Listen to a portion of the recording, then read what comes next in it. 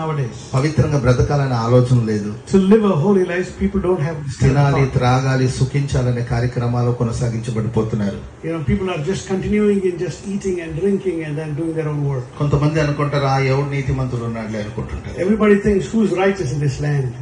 చెడిపోయిన ప్రపంచంలో తన నీతిని కాపాడుకున్న నోవాహును బట్టి దేవుడు తన కుటుంబాన్ని కాపాడారు. Noah had preserved his holiness and his righteousness in the midst of a sinful generation. పరిశుద్ధుల మధ్యలో పరిశుద్ధంగా ఉండడం గొప్ప విషయం ఏం కాలేదు. It is not a great thing to live a holy life among holy people. అందరూ పరిశుద్ధులు కాబట్టి వాళ్ళ మధ్యలో మన పరిశుద్ధంగా ఉండడం విశేషం ఏం కాదు.